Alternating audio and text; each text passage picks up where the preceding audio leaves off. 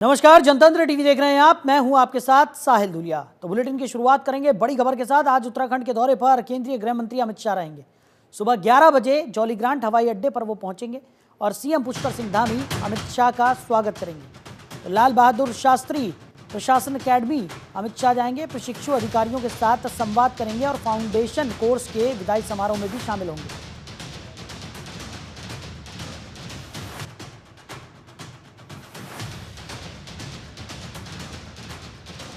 गृह मंत्री अमित शाह का उत्तराखंड का दौरा आज रहेगा। एलबीएस अकेडमी अमित शाह जाएंगे। आज उत्तराखंड के दौरे पर केंद्रीय गृह मंत्री अमित शाह रहेंगे। तो सुबह 11 बजे जौलीग्रांट हवाई अड्डे पर अमित शाह पहुंचेंगे। तो सीएम पुष्कर सिंह धामी अमित शाह का स्वागत करेंगे। बड़ी खबर आपको बता रहे हैं। तो लाल बहादुर शास्त्री प्रशासन अकेडमी अमित शाह जाने वाले हैं। प्रशिक्षु अधिकारियों के साथ भी संवाद करते हुए गृह मंत्री अमित शाह नजर आएंगे। तो उत्तराखंड के दौरे पर गृह मंत्री अमित शाह रहने वाले हैं। इससे पहले अमित शाह के दौरे को लेकर तमाम तैयारियों की समीक्षा भी की गई। मुख्य सचिव ने खुद अधिकारियों को जरूरी दिशा निर्देश दिए। गृह मंत्री और भाजपा के पूर्व राष्ट्रीय अध्यक्ष आदरणीय अमित शाह जी 28 नवंबर को उत्तराखंड के एक दिवसीय भ्रमण पर आ रहे हैं। करीब 11 बजे उत्तराखंड में वो पहुंचेंगे और उसके बाद लाल बहादुर शास्त्री एकेडमी में एक समारोह में शामिल होने के बाद 4 बजे करीब उनकी वापसी दिल्ली की। वहीं उत्तराखंड के आवास और शहरी विकास मंत्री डॉक्टर प्रेमचंद अग्रवाल ब्राह्मणवाला में निर्माणाधीन आड़त बाजार पहुंचे, जहां उन्होंने एमडीडीए के निर्माणाधीन पार्किंग फायर स्टेशन का निरीक्षण किया। जानकारी के मुताबिक 356 प्रभावित व्यापारियों में से 285 व्यापारियों को यहां प्लॉट दिया जा रहा है। ये प्लान की वर्तमान दुकान के मूल्य के आधार पर दिया गया है। 126 करोड़ रुपए की योजना से करीब 10 हेक्टेयर भूमि पर आड़त बाजार शिफ्ट किया जा रहा है, जिसमें 5 मंजिला पार्किंग निर्माणाधीन है, जिसमें से 570 वाहन पार्क किया जा सकेगा। वहीं शहरी विकास मंत्री प्रेमचंद अग्रवाल ने बताया कि आड़त बाजार परिसर में दोनों ओर सड़क बनाने का कार्य गतिमान है, जहां ओवर हेड टैंक 3 शौचालय बनाए जाएंगे जो सार्वजनिक होंगे। मंत्री प्रेमचंद अग्रवाल ने नवनिर्माणाधीन आड़त बाजार के स्थानीय निरीक्षण के दौरान बगल से बह रहे गंदे नाली के समाधान के लिए भी संबंधित अधिकारियों को निर्देशित किया। मंत्री के मुताबिक नव आड़त बाजार परिसर में मंदिर, धर्मकांटा, एलटी पैनल रूम, ठोस अपशिष्ट निस्तारण हेतु गार्बेज कलेक्शन का भी प्रावधान किया गया है, जो कि 2025 के महीने मई तक पूर्ण किया जाना है।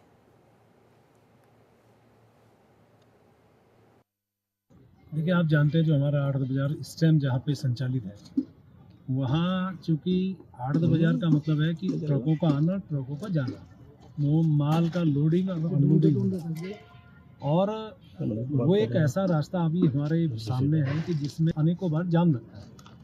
व्यापारियों को भी दिक्कत होती है, अन्य लोगों को भी दिक्कत होती रही। तो एक हमारे सामने एक विषय आया कि हम उसको वहाँ से शिफ्ट करें, और मेरे विभाग एमडीडी के द्वारा जिस जगह मैं खड़ा हूँ यहाँ शिफ्टिंग करने की बातचीत प्राइमरी स्टेज पे हुई, सारी बातचीत हुई। तो 356 हमारे प्रभावित व्यापारी हैं जिनको हम लोग शिफ्ट करने की स्थिति में हैं, जिसमें लगभग 200 लोगों ने कंसेंट दी है कि उनको प्लॉट दिया जाए, जिस वैल्यू का वहाँ पे उनकी दुकान है उस वैल्यू के हिसाब से यहाँ पे उनको प्लॉट हम दे रहे हैं। वहीं उत्तराखंड पुलिस विभाग में बड़ा फेरबदल हुआ है। 5 आईपीएस समेत 19 अफसरों का तबादला हुआ है। तो नए डीजीपी के कमान संभालते ही ये फेरबदल किया गया। देहरादून एसपी देहात की जिम्मेदारी में बदलाव किया गया है। धीरेन्द्र गुंजियाल एआईजी जेल बने हैं। स्वप्न किशोर सिंह को एसडीआरएफ में जिम्मेदारी दी गई है। एएसपी उधम सिंह नगर बने उत्तम सिंह नेगी। और पुलिस विभाग में संतुलन बनाए रखने के लिए फेरबदल किए गए हैं। उत्तराखंड के नए डीजीपी दीपम सेठ के कार्यभार ग्रहण करने के बाद प्रदेश में बड़े स्तर पर आईपीएस और पीपीएस अधिकारियों के ट्रांसफर किए गए। उत्तराखंड शासन से जारी आदेश के अनुसार प्रदेश में 5 आईपीएस और 14 पीपीएस अधिकारियों को इधर उधर किया गया है। जारी हुए आदेश के अनुसार आईपीएस धीरेन्द्र गुंजियाल को सहायक पुलिस महानिरीक्षक कारागार बनाया गया है। इसके अलावा आईपीएस यशवंत सिंह से सहायक पुलिस महानिरीक्षक की जिम्मेदारी वापस ली गई है। अब आईपीएस यशवंत सिंह पर सिर्फ पुलिस अधीक्षक सीआईडी की जिम्मेदारी रही। खबर पर ज्यादा जानकारी के साथ हमारे सहयोगी हरीश कनेडा हमारे साथ जुड़ गए हैं। हरीश, क्या कुछ निकलकर सामने आ रहा है? 5 आईपीएस समेत 19 अधिकारियों के ट्रांसफर यहाँ पर किए गए हैं, जिम्मेदारियों में फेरबदल भी देखने को मिल रहा है। देखिए साहिल, जब से उत्तराखंड के नए जो डीजीपी हैं दीपक से उन्होंने कार्यभार संभाला है और एक संतुलन बनाने के लिए पुलिस विभाग के अंदर जो फेरबदल यहाँ पर किया गया है, इसमें कुल मिलाकर के अब 19 जो अफसर हैं उनके तबादले किए गए हैं, उनमें नई जिम्मेदारी दी गई है, फेरबदल इसमें किया गया है और साथ ही साथ जो 5 जो IPS हैं उनको भी यहाँ पर जिम्मेदारी देने का काम किया गया है। तो इसी कड़ी में जो उत्तराखंड के नए डीजीपी है दीपक से उन्होंने एक बड़े स्तर पर जो आगे PPS हैं उनके अधिकारियों के जो ट्रांसफर हैं उसमें फेरबदल किया है। शासन से जो जानकारी यहाँ पर मिली है इसके यहाँ पर लगभग जो 5 IPS हैं और 14 PPS हैं, उनके कार्यभार में बदलाव किया गया है। उधर जो IPS धीरेन्द्र गुलजार हैं उनको सहायक पुलिस महानिदेशक कारागार बनाया गया है। इसके अलावा यशवंत सिन्हा जो IPS हैं उनको भी सहायक पुलिस महानिदेशक कारागार की जिम्मेदारी उनसे वापस ली गई है और साथ ही साथ जो उनको जो एक यहाँ पर जो जिम्मेदारी देने का काम किया गया है और कई ऐसे जो अधिकारी हैं इनको यहाँ पर नई जिम्मेदारियां भी दी गई हैं। जी, जिस तरीके से हरीश बताया जा रहा है कि उत्तराखंड पुलिस विभाग में संतुलन बनाए रखने के लिए ये IPS ऑफिसर और 19 अफसरों के तबादले यहाँ पर किए गए हैं, जिम्मेदारियों में परिवर्तन यहाँ पर देखने को मिल रहा है, तो कहा जा सकता है कि नए DGP ने जब से कमान संभाली है तब से वो पुलिस विभाग में भी अब संतुलन बनाने को लेकर काफ़ी ज़्यादा सक्रिय होते हुए नजर आ रहे हैं और उसी का नतीजा है कि ये जो फेरबदल हम देख रहे हैं। बिल्कुल, जब भी कोई नई जिम्मेदारी जब किसी को मिलती है तो जाहिर सी बात है उसकी अपने हिसाब से उन चीजों को संतुलन बनाने के लिए यहाँ पर विशेष बदलाव हो सकता है और यही कारण रहा है कि दीपक से जो नए DGP बने हैं उत्तराखंड के, उन्होंने यहाँ पर अपना संतुलन बनाने के लिए पुलिस विभाग के अंदर संतुलन बनाने के लिए एक विशेष जिम्मेदारी दी गई है लोगों को। अभी और भी ट्रांसफर यहाँ पर होने हैं, एक बड़ा फेरबदल और देखा जा सकता है, लेकिन अभी बहरहाल कुल 19 लोगों के जो तबादले हैं उनकी जिम्मेदारी में फेरबदल किया गया है। उसके बाद भी जो कई PPS अधिकारी और IPS अधिकारियों के तबादले हो सकते हैं। साथ ही साथ अगर हम पहाड़ी क्षेत्रों की बात करें, क्योंकि क्राइम के मद्देनजर मैदानी इलाकों में जहाँ चाहे वो रुद्रपुर हो या इसके आसपास हल्द्वानी हो या हरिद्वार हो, इनमें सभी जगह चीजें देखने को जरूर मिलती हैं। लेकिन अब जो जब से नए DGP बने हैं दीपक से, तो उनकी कार्यभार संभालने के बाद से ही यहाँ पर एक बड़ी बैठक अधिकारी के लिए थी। कल भी एक बैठक यहाँ पर हुई थी जिसमें सभी जिलों के जो IPS हैं वो यहाँ पर पहुंचे थे, SSP SG यहाँ पर पहुंचे थे और उन्होंने मुलाकात की कि किस तरह से प्रदेश में क्राइम को कम किया जाए, किस तरह से अगर हम देहरादून में जिस तरह से जो दुर्घटनाएं हो रही हैं उसको कम किया जा सकता है। तो उसको लेकर के एक महत्वपूर्ण बैठक यहाँ पर की है और जो अपना जो उनका जो कार्यकाल है, क्योंकि अभी कार्यकाल यहाँ पर उनका रहने वाला है, तो उसमें संतुलन बनाने के लिए, आपसी तालमेल बनाने के लिए, पुलिस और लोगों के बीच जो आपसी जो तालमेल है वो बनाने के लिए एक विशेष यहाँ पर जो कार्यभार है, लोगों के जो जिम्मेदारियां हैं IPS के PPS के, चाहे वो CO हों या फिर इसके अलावा SP SSP हों, तो उनके इन तरह की जो बदलाव है उनके कार्यभार में उनको जिम्मेदारी देने का काम नए DGP कर रहे हैं। चलिए हरीश, हमारे साथ जुड़ने के लिए, इस तमाम जानकारी के लिए आपका बहुत शुक्रिया। उधर विकासनगर तहसील प्रशासन ने एक बार फिर अवैध अतिक्रमण के खिलाफ बड़ी कार्रवाई की है। बता दें कि विकासनगर की झाझरा ग्राम पंचायत में तहसील प्रशासन द्वारा सरकारी जमीनों पर हुए अवैध कब्जों को पूर्व में चिन्हित किया गया था, जिसमें एक जगह अभी हाल ही में कुछ समय पूर्व ग्राम समाज की भूमि पर कब्जा कर 1 दर्जन से ज़्यादा मकान बनाकर पूरी बस्ती बसा दी गई, जिसमें से कुछ मकानों का अभी निर्माण कार्य चल रहा था, जिन्हें तहसील प्रशासन की टीम द्वारा मौके पर जाकर तहसील JCB चलाकर ध्वस्त कर दिया गया।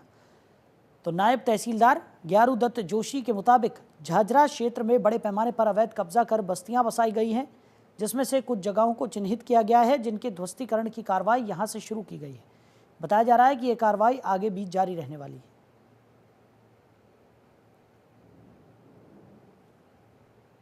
ये हमारी सरकारी भूमि में इन्होंने काफी अतिक्रमण किया है। कल 12 से 15 मकान इन्होंने अभी यहाँ पे बना रखे थे, जिसमें से हमने 10 तो हटा दिए, 2 मकान और रह गए अभी, बाकी आगे हमने चिन्हीकरण कर रखा है, उसको भी कल से उसके कार्य अभी शुरू हो जाएगी। अभी 2 मकान और बचे, इसको अभी तुड़वा रहा हूँ साहब। करीब 9-10 मकान तोड़ दिए हैं।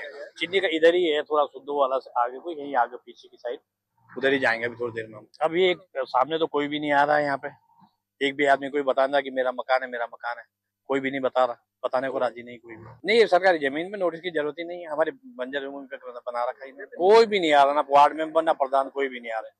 ये सब मुझे तो ये लगता है कि शायद इन्हीं की मिलीभगत से ना हुई। तो वो आए और एकदम से आके और वो बोले, पहले एक पुलिस वाला आया, बोलने लगा कि अब जो है वो जेसीबी आ रही है, अब तुम्हारा मकान टूट जाएगा। तो आके उन्होंने तोड़ दिया एकदम से। वजह ये बोल रहा तुम्हारे नाम है ये जमीन। मैंने कहा हमारा नाम नहीं है, ये पंचायती जमीन है, जैसे गांव पड़ोस वालों की बना सकते हैं, जैसे जिसके पास घर नहीं है, तो हमारे पास घर नहीं है, तो हमने इसलिए यहाँ कोशिश की चलो भाई यहाँ रह लेंगे। बना दिया था, बस टीन डालनी थी उसपे, वो उसके बाद जो है उन्होंने तोड़ दिया सारा। हाँ जी, हमें किसी ने नहीं बोला कि आपका मकान टूट रहा, और हमें बच्चों ने जाकर खबर दी, उन्होंने कहा कि आपका मकान टूट गया। और फिर हमने आगे देखा, पुलिस वालों ने बोला एक साइड खड़े हो जाओ, हम एक साइड खड़े हो गए और हमारा इतना नुकसान कर दिया, खाने पीने तक का सामान भी इसमें बंद कर दिया, सब तोड़ के चले गए यहाँ से। हमें 1 साल हो गए रहते नु, जब से हम थोड़ा थोड़ा करके, गरीबी आदमी है, विधवा औरत हूँ मैं तो जी, है जी। हाथ मैंने जोड़ कर जब मैंने ली थी, और जब मैंने कर्जा करके बनाई थी, ये प्रधानी पिंकी ने दी हमें। ना जी, पैसे नहीं लिया उसने। हाँ जी, उन्होंने बोल दिया था हमें कि आप बना ला, आप विधवा औरत हो और आप पे तो कहाँ से होगा गरीबी। हाँ, आप तो सिर पका मेरे 1 साल ही हो गया गुजरे नु, अब मैं इस कारण से मैंने इधर बनाया था। उधर केंद्र सरकार की ओर से 2022 में एक अधिसूचना जारी की गई थी, जिसका पालन अप्रैल 2023 से लागू हो गया, लेकिन उसके बावजूद भी रुड़की ने आज तक किसी कार बाजार डीलर को इसकी सुध नहीं थी। अब आरटीओ कार्यालय से जब सभी डीलरों को नोटिस दिया गया तो उसमें हड़कंप मच गया, क्योंकि इससे पहले डीलर बिना जीएसटी, बिना नियमों के इस्तेमाल किए हुए वहाँ पे बेच रहे थे, जिससे सरकार को भी टैक्स और राजस्व की हानि हो रही थी। पर अब ऐसा नहीं होगा। आपको बता दें कि अब बिना पंजीकरण संचालित इस्तेमाल कार बाजार पर प्रशासन ने सख्ती शुरू कर दी है। बिना लाइसेंस पुराने वाहनों की खरीद फरोख्त करने वाले डीलरों की सूची तैयार की जा चुकी है। परिवहन विभाग ने ऐसे डीलरों को नोटिस जारी करना शुरू कर दिया है जो बिना नियमों के संचालित हो रहे हैं। केंद्र सरकार की नई नीति के तहत अब केवल पंजीकृत डीलर ही पुराने वाहनों की खरीद फरोख्त कर सकेंगे। अब बिना रजिस्ट्रेशन वाले लोग पुराने वाहनों को नहीं बेच सकेंगे। अब उन्हें पुराने वाहनों की खरीद फरोख्त का डेटा परिवहन विभाग के पोर्टल पर अपलोड करना अनिवार्य है। रुड़की में परिवहन विभाग ने पुराने वाहनों का कारोबार करने वाले डीलरों को पंजीकरण कराने का निर्देश दिया है। एआरटीओ ने जानकारी दी है कि ऐसे डीलरों को नोटिस जारी किया गया है जो बिना पंजीकरण कारोबार कर रहे हैं। उन्होंने चेतावनी दी कि अगर इन डीलरों ने 7 दिन के अंदर अपना पंजीकरण नहीं कराया तो उनकी सभी गाड़ियां ब्लैकलिस्टेड कर दी जाएंगी। रुड़की में जगह जगह कार बाजार खुले हैं, लेकिन अब कार बाजार वाले जो ओनर है वो बिना रजिस्ट्रेशन के कार नहीं बेच सकते। मैं इस वक्त कार बाजार के बाहर मौजूद हूँ। मैं दिखाना चाहूँगा कि जो यहाँ पर कारें हैं वो खड़ी हुई हैं, जो 4 व्हीलर व्हीकल है वो यहाँ पर काफ़ी संख्या में खड़े हुए हैं। लेकिन यहाँ पर जो एआरटीओ कार्यालय से सभी जो कार बाजार वाले ओनर हैं उनको नोटिस जारी किया गया था। नोटिस में बताया गया था कि जो कार जो सेल करते हैं, जो पुरानी कार को लेकर के फिर उनको बेचते हैं, तो उनको अब रजिस्ट्रेशन कराना अनिवार्य है। रजिस्ट्रेशन के साथ साथ उन्होंने बताया है कि 7 दिन का उनको समय दिया गया था, लेकिन 7 दिन में वो अपनी फॉर्मेलिटीज पूरी नहीं कर पा रहे हैं। जब यहाँ पर 4 व्हीलर व्हीकल खड़े हुए हैं, लेकिन वो भी किसी पर नहीं, और जो राजस्व की हानि हो रही थी वो भी अब जो है आरटीओ कार्यालय में फीस जमा होने के साथ साथ राजस्व भी जमा होगा, जिसको लेकर के आरटीओ कार्यालय के द्वारा इनको नोटिस जारी किया गया था। अब देखना होगा कि कब तक ये लोग अपना जो रजिस्ट्रेशन कराने के लिए अप्लाई करते हैं और कब तक इन लोगों के जो रजिस्ट्रेशन है वो हो पाते हैं, क्योंकि बिना जो रजिस्ट्रेशन वाले जो लोग होंगे वो अब कार नहीं बेच सकेंगे। और बताया गया है कि कुछ जो कार है जो लोकल नंबर की है उनको ब्लैक लिस्ट भी एआरटीओ के द्वारा किया गया था। अब देखना होगा कि कब तक इन लोगों के रजिस्ट्रेशन हो पाते हैं, क्योंकि रुड़की में दर्जनों कार बाजार खुले हुए हैं। मैं सुनील पटेल, जनतंत्र टीवी, रुड़की। हम लोगों ने इन लोगों को नोटिस दिया था, जितने भी कार रीसेल के डीलर्स हैं, तो वो सभी लोग अब धीरे-धीरे हमारे पास आ रहे हैं और अपनी जो फ़ॉर्मेलिटीज़ हैं, वो पूरी करने के लिए उन्होंने पेपर्स अपने दिए हुए हैं। बाकी जैसे ही उन्होंने थोड़ा टाइम माँगा हुआ है आगे की कार्यवाही को करने के लिए, तो हमने उनको टाइम दिया है, वो अपने पेपर पूरे जैसे ही कर लेंगे तो हमारे रजिस्ट्रेशन करेंगे। कितना समय देगा? जिसका जितनी जल्दी हो जाए, फिर हम इनको बंद करने की कार्यवाही करेंगे।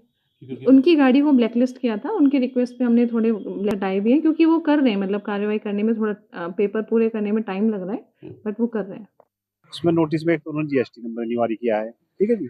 जीएसटी नंबर अनिवार्य किया है, प्लस क्या है आपका उसमें अग्निशमन का एक वो लगेगा उसमें, जैसे ठीक है जी। अच्छा, एक रसीद कटेगी उसकी 25,000 रुपये की, पैन कार्ड, आधार कार्ड। एक पार्किंग की सुविधा है नहीं है, ये जारी किया है जी जी। मैप भी होना चाहिए, मैप होना चाहिए, प्लस लैट्रिन बाथरूम की सुविधा। आप कस्टमर को क्या सुविधा दे रहे हो, नहीं दे रहे हो, ये कहा। मतलब जैसे अभी नहीं है, अभी हमने 15 तारीख में ओपनिंग की है, वो सब उसमें बताया उन्होंने, वो सब हमें बताएंगे। उधर हरिद्वार जिले में सड़क दुर्घटनाओं पर लगाम लगाने के लिए हरिद्वार पुलिस का ड्रिंक एंड ड्राइव अभियान जोरों पर है। जिले भर के प्रमुख चौक चौराहों और सड़क मार्गों पर पुलिस लगातार चेकिंग अभियान चला रही है। शराब पीकर वाहन चलाने वालों के खिलाफ सख्त कार्रवाई की जा रही है। हरिद्वार के पुलिस अधीक्षक प्रमेंद्र सिंह डोभाल के निर्देश पर सभी थाना और चौकी प्रभारियों को ये सुनिश्चित करने को कहा गया है कि उनके क्षेत्र में चेकिंग अभियान नियमित रूप से चलाया जाए। इस अभियान का मुख्य उद्देश्य नशे में गाड़ी चलाने वालों पर अंकुश लगाना और सड़क दुर्घटनाओं को रोकना है। देखिए, ये बड़ा आई ओपनर है। जिस तरीके से देहरादून में एक घटना हुई थी जिसमें 6 लोगों की मृत्यु हो गई थी, उसके बाद पूरे प्रदेश में डीजीपी महोदय के निर्देश में माननीय मुख्यमंत्री जी ने भी इस पे अपनी चिंता व्यक्त की थी। उसको ध्यान में रखते हुए हरिद्वार जनपद में भी ड्रंक एंड ड्राइविंग पर हम लोग लगातार कार्रवाई कर रहे हैं और साथ साथ इनको जागरूक भी किया जा रहा है कि रात्रि में जो ओवर स्पीडिंग के खासकर जो मामले हैं उसमें सख्त कार्रवाई हमारे द्वारा की जा रही है। और उधर हरिद्वार के रोशनाबाद पुलिस लाइन में 22वीं अंतर जनपदीय पुलिस प्रतियोगिता का शुभारंभ किया गया। मुख्य अतिथि के रूप में पुलिस उप महानिरीक्षक पीएसी जन्मजय प्रभाकर कैलाश खंडूरी ने इस 3 दिवसीय प्रतियोगिता का उद्घाटन किया। इसमें 13 जनपदों की कुल 18 टीमें हिस्सा ले रही हैं। इस आयोजन का मुख्य उद्देश्य पुलिस कर्मियों के कौशल में वृद्धि करना और उनकी जांच पड़ताल की क्षमताओं को निखारना है। पुलिस विभाग का ये प्रयास है कि इस प्रतियोगिता के जरिए पुलिस कर्मियों को आधुनिक तकनीकों और प्रक्रियाओं से अवगत कराया जाए, जिससे वो अपनी कार्य क्षमता को और बेहतर बना सकें। तो उद्घाटन के दौरान प्रतिभागियों और अधिकारियों में खासा उत्साह भी देखने को मिला।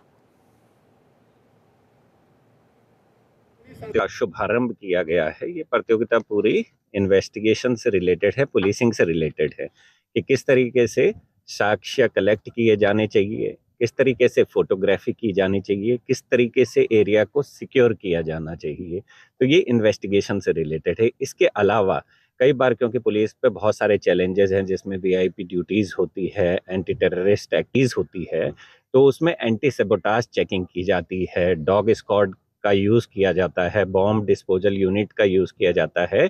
तो बेस्ट प्रैक्टिस और बेस्ट कैसे उनका यूज़ किया जाना चाहिए, इसके लिए ये कंपटीशन हर साल करवाया जाता है। यही नहीं, ये नेशनल लेवल में भी इसका कंपटीशन होता है। उधर हरिद्वार जिले में बिना पंजीकरण संचालित यूज्ड कार बाजार पर प्रशासन ने सख्ती शुरू कर दी है। बिना लाइसेंस पुराने वाहनों की खरीद फरोख्त करने वाले डीलरों की सूची तैयार की जा रही है। परिवहन विभाग ने ऐसे डीलरों को नोटिस जारी करना शुरू कर दिया है। केंद्र सरकार की नई नीति के तहत अब केवल पंजीकृत डीलर ही पुराने वाहनों की खरीद फरोख्त कर सकेंगे। केंद्र सरकार ने दिसंबर 2022 में authorised dealer of registered vehicle और स्टैंडर्ड ऑपरेशन प्रोसेसिंग नीति लागू की थी। इसके अनुसार पुराने वाहनों की खरीद फरोख्त का डेटा परिवहन विभाग के पोर्टल पर अपलोड करना अनिवार्य है। हरिद्वार में परिवहन विभाग ने पुराने वाहनों का कारोबार करने वाले डीलरों को पंजीकरण कराने का निर्देश दिया है। तो एआरटीओ पंकज श्रीवास्तव ने जानकारी दी कि ऐसे 60 डीलरों को नोटिस जारी किया गया है जो बिना पंजीकरण कारोबार कर रहे हैं। उन्होंने चेतावनी दी कि अगर इन डीलरों ने 7 दिन के अंदर अपना पंजीकरण नहीं कराया तो उनकी सभी गाड़ियां ब्लैकलिस्टेड कर दी जाएंगी। इसके बाद गाड़ियों का भविष्य में कोई भी कार्य नहीं किया जा सकेगा।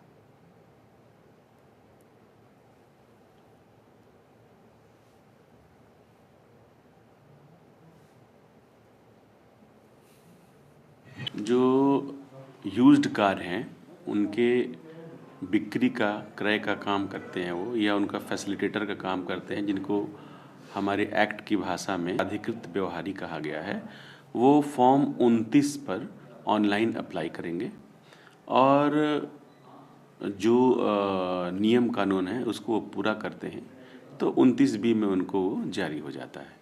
तो इस संबंध में जितने भी डीलर हैं उनको हमने मौखिक रूप से भी और लिखित रूप से भी पहले कहा था, लेकिन संज्ञान में है कि ऐसा नहीं हो पा रहा है। तो हम लोगों ने एआरटीओ प्रवर्तन मैम और हम और जो हमारे परिवहन का अधिकारी हैं, इनके माध्यम से हमने जगह जगह छापेमारी की और उस छापेमारी करके हमने करीब करीब 7 दिन का टाइम उनको दिया है कि 7 दिन के अंदर उनको वो रजिस्ट्रेशन करा लें। उधर संयुक्त किसान मोर्चा के आह्वान पर भारतीय किसान यूनियन टिकैत ने रोशनाबाद स्थित कलेक्ट्रेट कार्यालय के बाहर धरना प्रदर्शन किया और अपनी मांगों को लेकर जोरदार नारेबाजी करते हुए भी नजर आए। किसानों ने जिलाधिकारी के माध्यम से मुख्यमंत्री को ज्ञापन सौंपा। ज्ञापन में किसानों ने गन्ने का मूल्य 500 प्रति कुंटल करने, पुलिस द्वारा काटे जा रही भारी भरकम चालानों को रोकने और 100 के चालान तय करने की मांग की। साथ ही प्रधानमंत्री की घोषणा के अनुसार किसानों का कर्ज माफ करने, मिल से गन्ने का भुगतान तुरंत दिलाने और किसानों के लिए बिजली मुफ्त कराने की भी मांग की गई। ज्ञापन सौंपते समय भारतीय किसान यूनियन के प्रतिनिधियों ने चेतावनी दी कि अगर उनकी मांगें जल्द पूरी नहीं की गई तो बड़े स्तर पर आंदोलन किया जाएगा। आज हमारा जो संयुक्त किसान मोर्चा के आह्वान पर ये धरना प्रदर्शन करा गया और अपनी जो प्रदेश की और जिले की जो समस्याएं हैं उन समस्याओं को लेकर माननीय जिलाधिकारी महोदय के द्वारा मुख्यमंत्री उत्तराखंड सरकार के नाम एक ज्ञापन भिजवाया। सरकार अच्छा काम करो, किसानों और मजदूरों के हित में कार्य करो। अभी सीजन चला हुआ और गन्ने का सीजन लगभग 15 दिन हो गए चले हुए, लेकिन आज तक उत्तराखंड सरकार ने गन्ने का भाव नहीं घोषित किया। हमारा उत्तराखंड सरकार से मांग यह है कि वो कम से कम महंगाई को देखते हुए 500 रुपये गन्ने का भाव घोषित करो और जनता के हित में अच्छे अच्छे कानून बनाओ। जिस तरीके से 10,000 के 20,000 के चालान काट कर जनता को लुटा जा रहा है, 10,000 के 20,000 के आम जनता चालान कहाँ से दे देगी? हम मात्र 100 रुपये का चालान देने में सक्षम हो। तो इसी तरीके के जो ये कानून उत्तराखंड सरकार ने बनाए, हम इनका पूर्ण रूप से विरोध करते हैं और ये सरकार से संविधान दिवस के उपलक्ष्य में ये सरकार से मांग करते हैं कि वो किसान मजदूर जनता के हित में अच्छे अच्छे कार्य करती रहे। उधर भारत की प्रमुख डेयरी ब्रांडों में से एक आनंदा डेयरी ने आनंदा पनीर स्प्रेड के रूप में एक अनोखा स्प्रेड लॉन्च किया है, जो देश का पहला ऐसा स्प्रेड है जो पूरी तरह से पनीर से बना हुआ है। यह स्प्रेड स्वास्थ्य के लिए जागरूक उपभोक्ताओं को पौष्टिक प्रोटीन युक्त विकल्प देने की दिशा में एक महत्वपूर्ण कदम है, क्योंकि अक्सर देखा जाता है कि स्वास्थ्य का ध्यान रखते हुए 18 से 35 साल के युवा इस तरह के वनस्पति उत्पादों का इस्तेमाल नहीं करते। लेकिन आनंदा डेयरी ने पनीर स्प्रेड को लोगों के को ध्यान में रखते हुए बनाया है ताकि युवा अच्छे स्वाद और सेहत के लिए इसका इस्तेमाल कर सके। वहीं स्प्रेड को लेकर आनंदा डेयरी के अध्यक्ष और निदेशक डॉक्टर राधेश्याम दीक्षित ने कहा कि हमारा पनीर स्प्रेड नवाचार के प्रति हमारी प्रतिबद्धता और भारतीय घरों में उच्च गुणवत्ता वाले पौष्टिक उत्पाद देने के हमारे जुनून का प्रमाण है। ये स्वास्थ्यवर्धक, स्वादिष्ट है और रोजमर्रा के नाश्ते में एक अनूठा मोड़ लेकर आता है।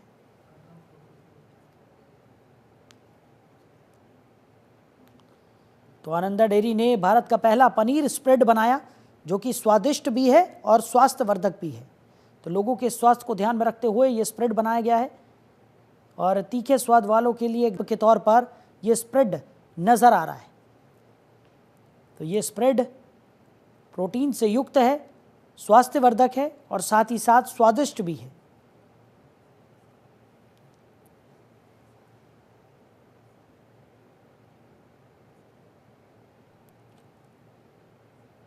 तो फिलहाल इस बुलेटिन में मेरे साथ इतना ही। आप रहिए और देखते रहिए जनतंत्र टीवी। नमस्कार।